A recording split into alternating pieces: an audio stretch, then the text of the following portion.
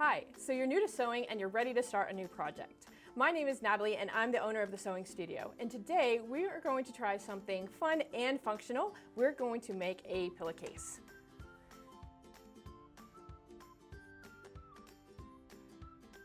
So let's take a look at the materials we'll need to start this project. On the fabrics, we will need 3 different types of fabric. For the first one, we're going to need 3/4 of a yard of the main print, and that'll be the main body of the pillowcase. We're going to add a trim that goes between the main body and the cuff, and you'll need 2 inches of that fabric. And then for the cuff fabric, you're going to need 1/3 of a yard.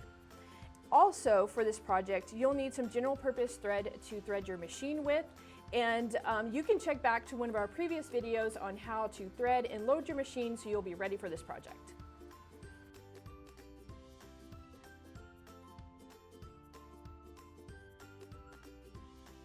So now that we have taken a look at the materials that we need, our first step really is to take our fabrics and cut them to size. And so when we talk about cutting, one of the things we need to make sure of is that we're keeping all of our pieces nice and square.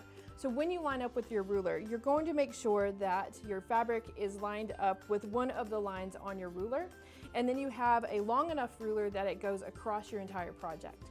And so then from there, with our rotary cutter, you're going to start just off the fabric an inch forward, always staying just below our knuckles. So if we need to move up, we're just going to inch our fingers until we get to the end of the fabric.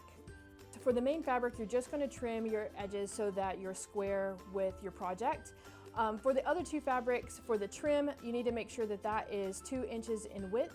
And then for the cuff fabric, we need to make sure that it is 10 inches. So you'll just take and lay your project square on your mat, and then you're going to take your ruler and mark it on the 10 line and cut that piece as well.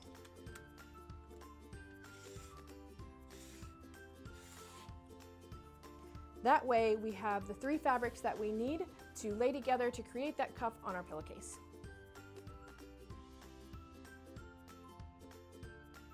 So now that we have all of our pieces cut to size, you'll want to make sure and take that trim piece, that's the 2-inch strip, and fold it in half and actually press it with an iron. And so here we're going to lay those pieces together so we can start our cuff. You're going to take your main print fabric and lay it flat with the right side up. So you want to see the nice fabric facing up towards us. And then you're going to take that trim piece with the raw edges and lay against that all the way down that piece. So we have our fabric completely open here. After we have that lined up against that raw edge, we'll take the fabric that is our cuff and we're going to stack that on top of us. One of the nice things here is with the crease that's the middle of our fabric, we're going to line those up on our main fabric and on our cuff fabric. And so we'll take that and lay those together. And then once you have it all lined up against that raw edge, we'll take some pins, pin this together, and take it over to the sewing machine so we can stitch that seam. All right, now that we have all of our pieces pinned together, we are ready to start sewing. And since this is a first seam of our pillowcase, a couple of things that I want you to watch out for. Here for lining up on the side of our seam, it's really important that we not watch the needle, but the side of our foot. And that's how we get those really nice, sharp seams all the way down. Oftentimes people watch the needle instead of the side and then they go all over the place. So that's what we're going to watch here, and we'll just start off really slow and work our way down.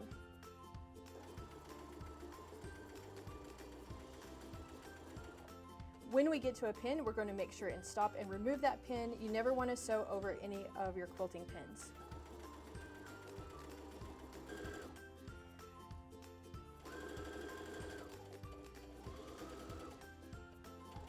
Once we get to the end of that seam, we're going to make sure and roll our needle up, raise our presser foot, and pull our fabric out, and we can cut those threads. So now we have our 3 fabrics sewn together, and what I did was take it over to the ironing board and press the seam open between the trim piece of fabric and the fabric that is our cuff. And the next piece that we need to do is to make sure that we have our pillowcase nice and square. And so this side seam here is still raw edges. So I've taken my pillowcase and made sure that these 2 sides are matched together. And then I'm taking this top piece and laying it over the other one. And what I'm gonna do is make sure that I have it nice and smoothed out. And this side seam is lined up here on the 0 line of my mat. And I'm also gonna make sure that this seam across the front of me is lined up with one of the lines on the mat as well. And so we want this whole side to be 40 inches wide. And since I have it folded in half, we're going to cut on the line for 20. So you just take and line that up on your mat and finish trimming that down.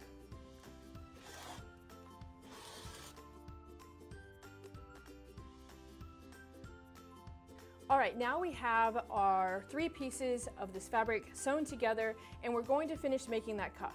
And this is where we bring in our burrito method, and that's gonna hide all those raw edges. So to get started, what we need to do is make sure we have our fabric flat out in front of us, and then we're gonna start on the end of our body fabric, and we're gonna take and roll that all the way up till we get to the other side.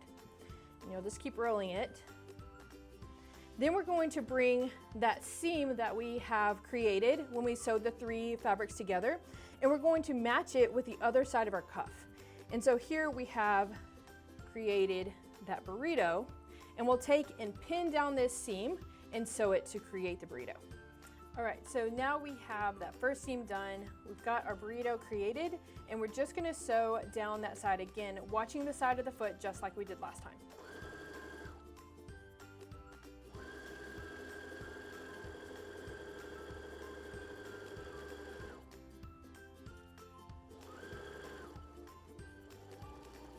Here at the end, again, we're gonna pull up and pull out, and then we'll cut those stitches. And now for the fun part. After we've sewn down that side seam, we're ready to reveal the cuff. And what you're going to do is take the end of our burrito and actually cuff it over and pull your fabric all the way through, revealing the top of our pillowcase. And what this does is really hide those seams and create just the coolest top to our pillowcases.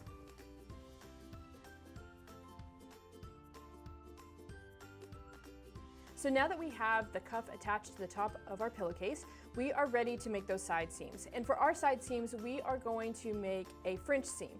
And the first step in making a French seam is actually to take your pillowcase, and with the sides folded together, you're going to put wrong sides together and right sides out. So we want to see the nice side of our fabric on both sides and pin all the way down the length of our pillowcase. And then we're going to sew down that side seam. So then we'll do that and we'll take a look at our next step. Now that we have our side seam pinned, we're ready to start stitching. For the first stitch along the edge for our French seam, we need to make sure and move our needle all the way to the left-hand side. That way we get this really narrow seam allowance for that first seam. So we'll stitch that. And to start, we want to make sure on this one that we back stitch a little here at the beginning, and that'll really secure that edge on the top of our pillowcase. So we're going to stitch a few forward, and then we're going to have our machine stitch backwards all the way to the edge, and that'll really reinforce the top of that pillowcase. We'll continue down this side until we've gotten to the bottom.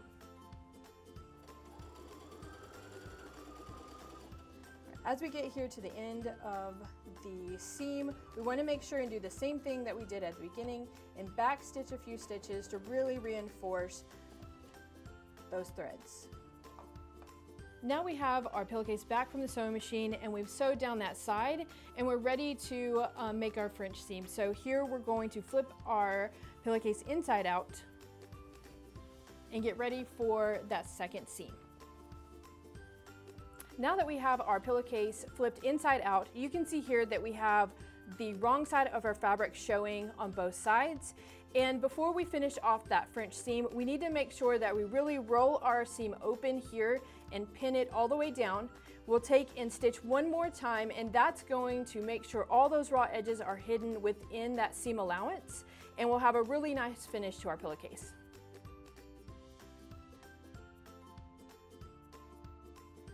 All right, now we're ready to finish up our French seam down the side. And so we have it flipped over, and we're going to start stitching. And again, just like we did with that first time, we're going to stitch a few in, and then we're going to back stitch to really reinforce those stitches at the top and bottom of our seam. For this seam, we've also moved our needle back to center, and we're watching the edge of our foot as we walk down.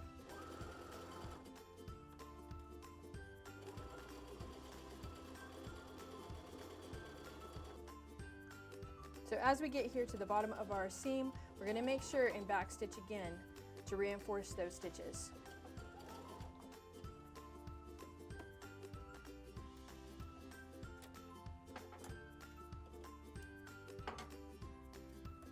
Done.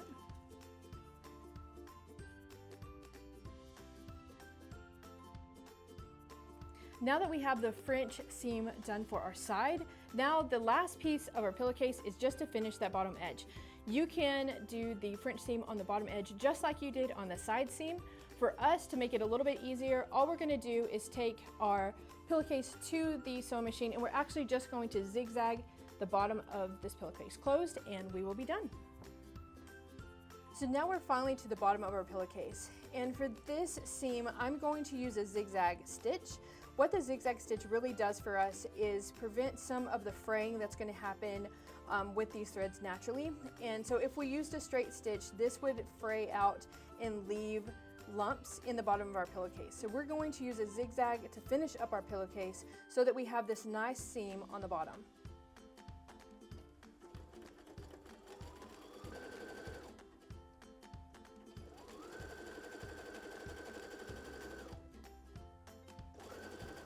Making sure to reinforce our stitches here at the end.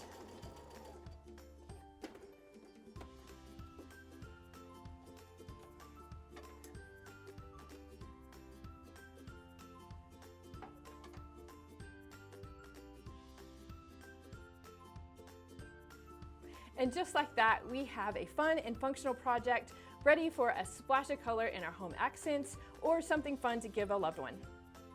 If you liked what you saw today, make sure you like and subscribe to our channel. And if you want to receive those notifications, make sure you click on the bell icon.